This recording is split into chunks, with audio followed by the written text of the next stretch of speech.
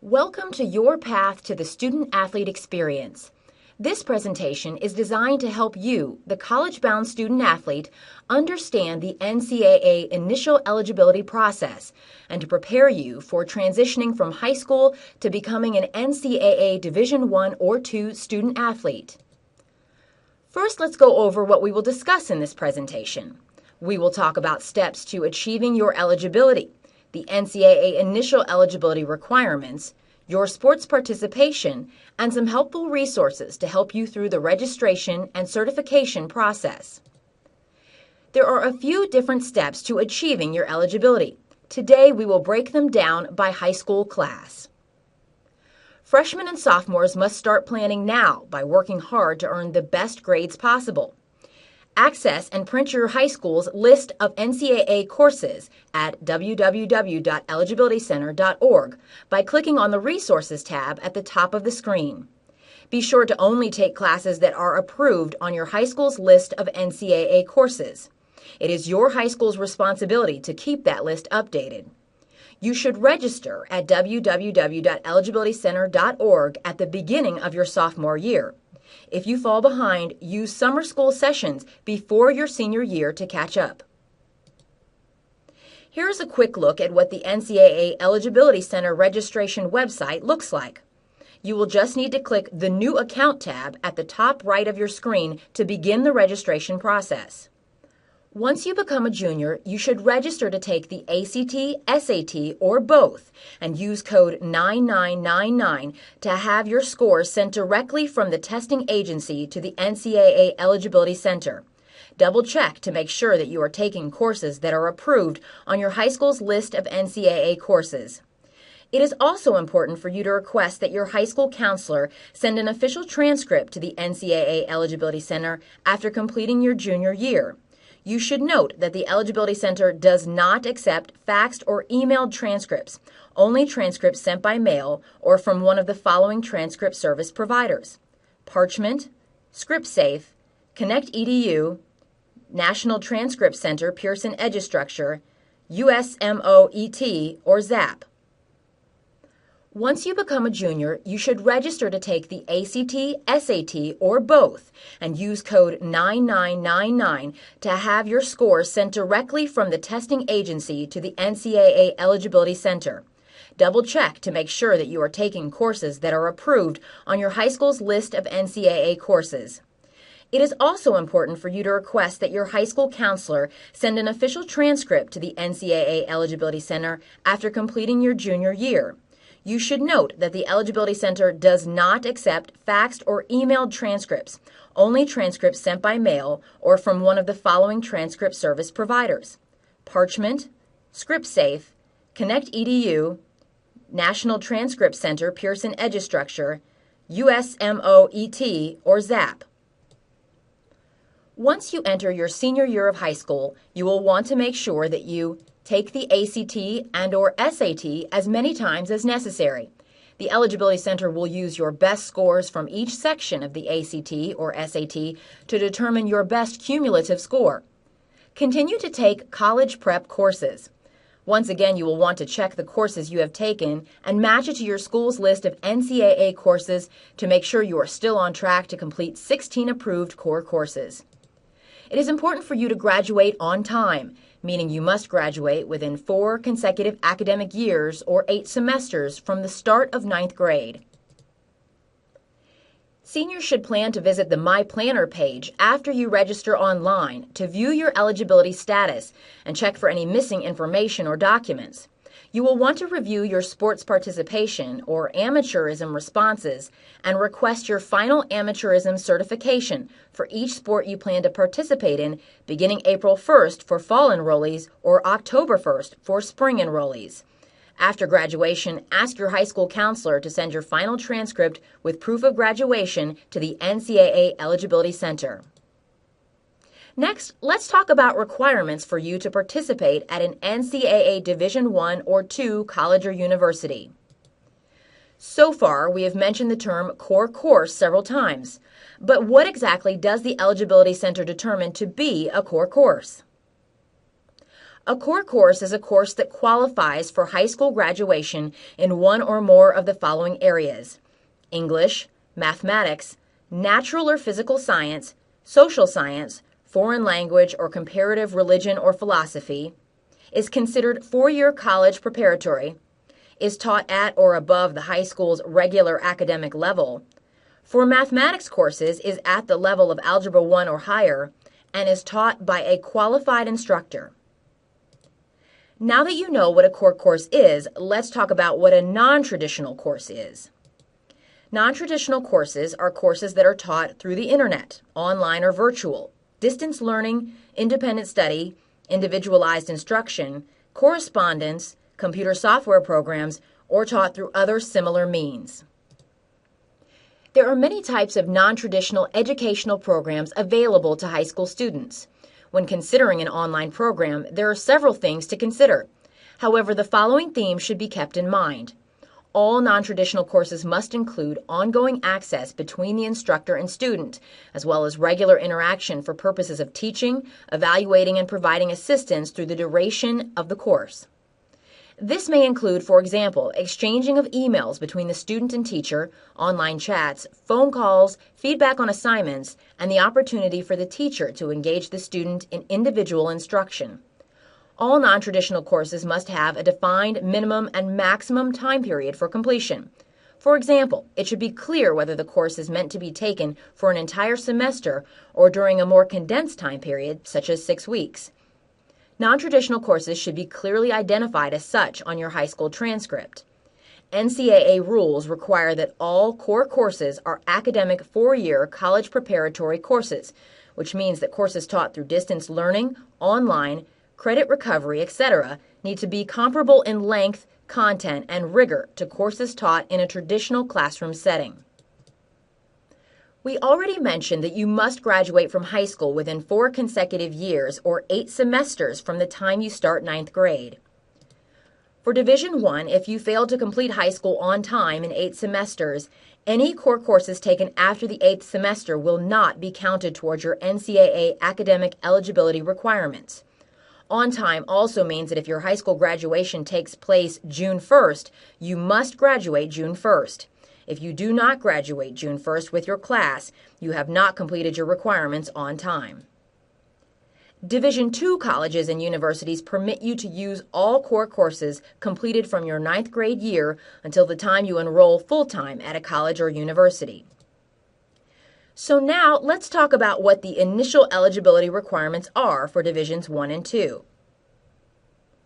The general academic requirements for either division are to graduate from high school, complete 16 NCAA-approved core courses, earn a minimum required core course grade point average, or GPA, and earn a required SAT or ACT sum score. College coaches love a student-athlete who succeeds in the classroom. The early academic certification process is now available for students that have done the job in the classroom to become certified prior to graduation. Students who meet the following criteria after 6 semesters will be certified as academic qualifiers. For Division I, students will need a core course GPA of 3.0 or higher in a minimum of 14 core courses. This includes 3 years of English, 2 years of math, 2 years of natural or physical science, 2 additional years in English, math, or natural or physical science, and 5 additional core courses in any area including foreign languages.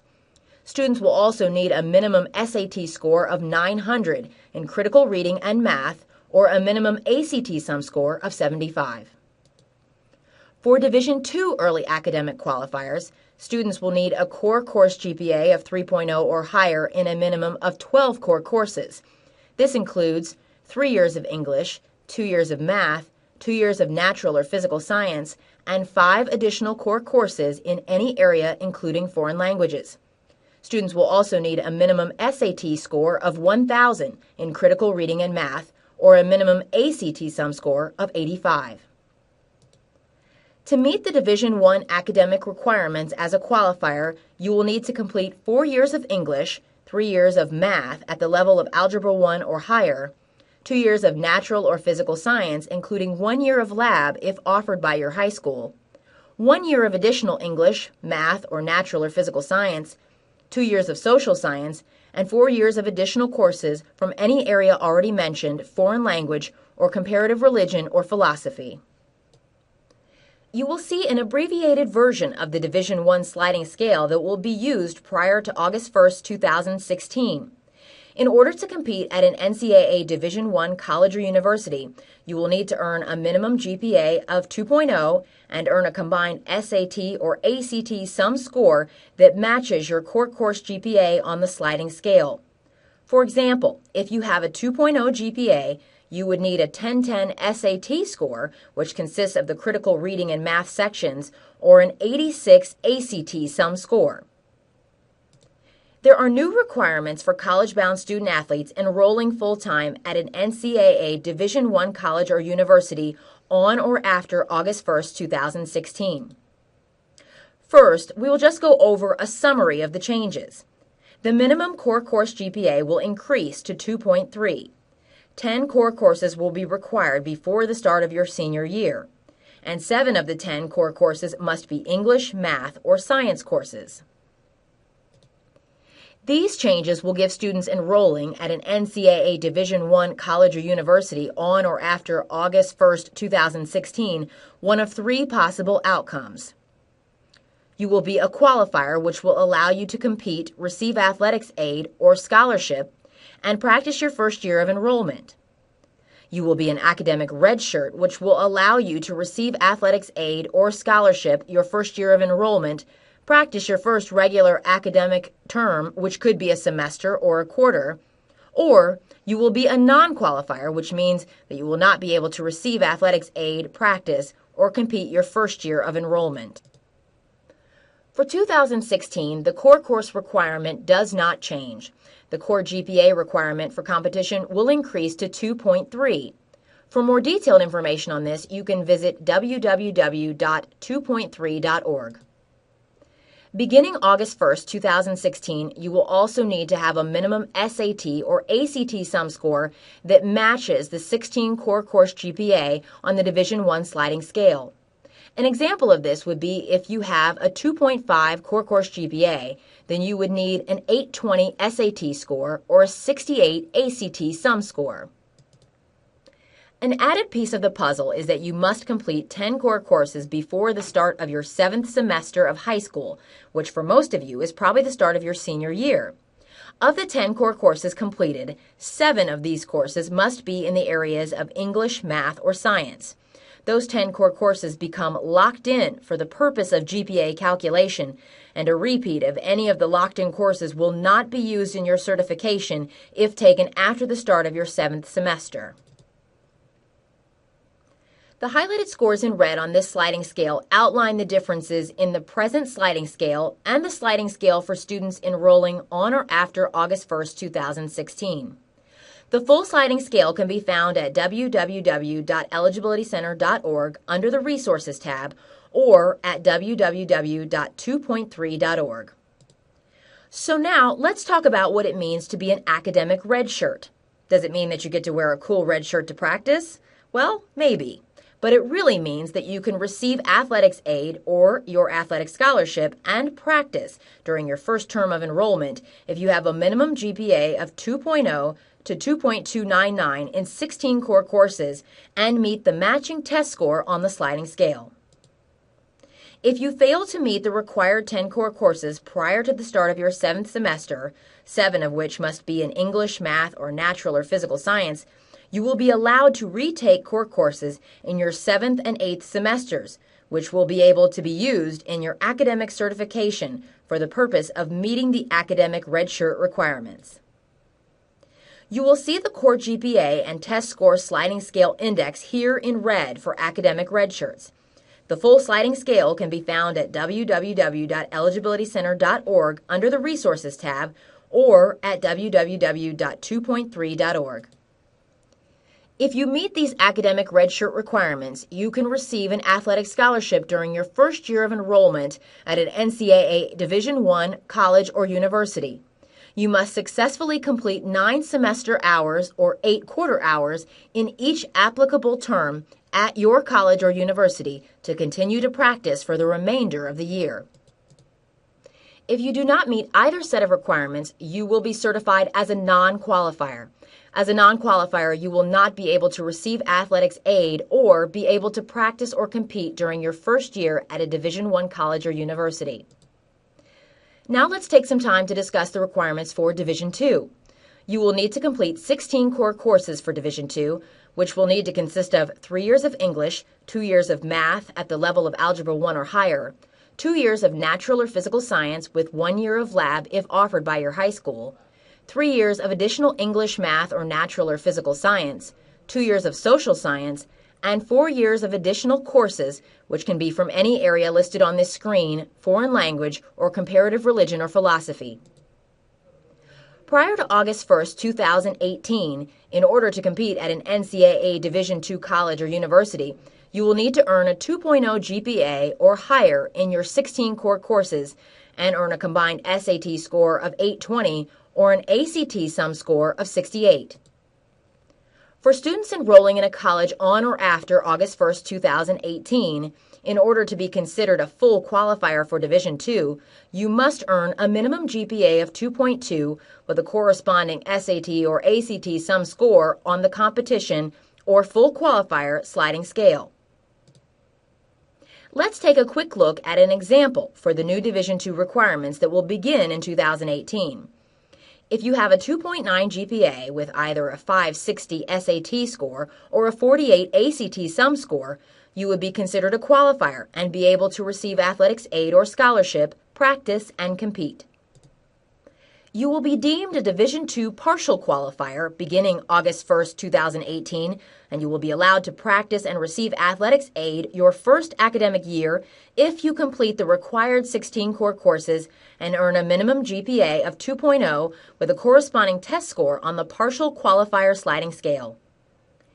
If you have a 2.9 GPA and have earned a 460 SAT score or a 42 ACT sum score, you would be deemed a partial qualifier for Division II. It's important to remember to select the NCAA Eligibility Center as a score recipient when registering for the ACT or SAT. You can do this by using code 9999, which will request for your official test scores to be sent to the NCAA Eligibility Center electronically. We will not accept test scores on your high school transcript. Your best test scores will be used in your certification. In the example here, it shows that you took the SAT in October 2013 and again in December 2013.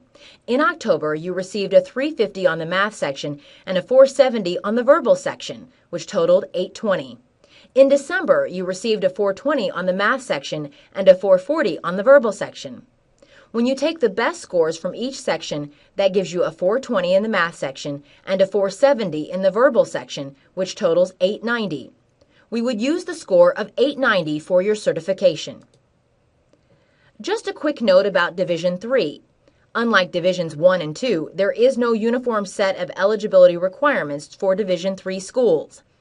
Eligibility for admission, financial aid, practice, and competition is determined by the college or university.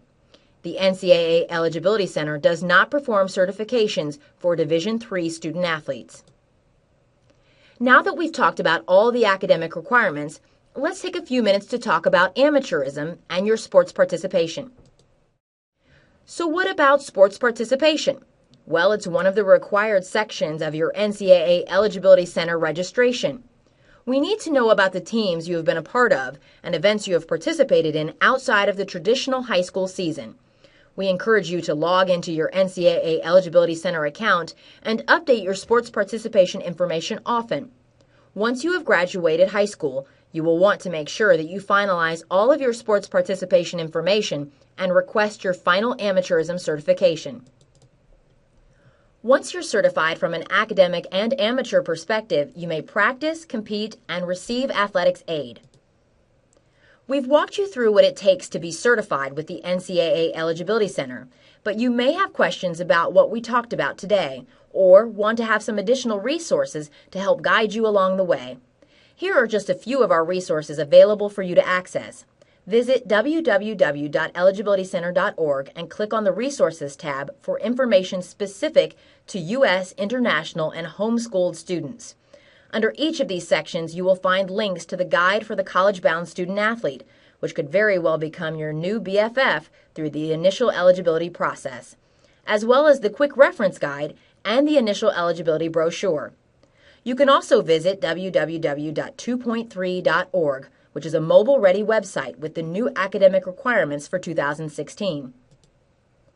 If you have any questions that you cannot find the answers to in our resources or need additional information, please contact the NCAA's Customer Service Center at 877-262-1492. Thank you for joining us today.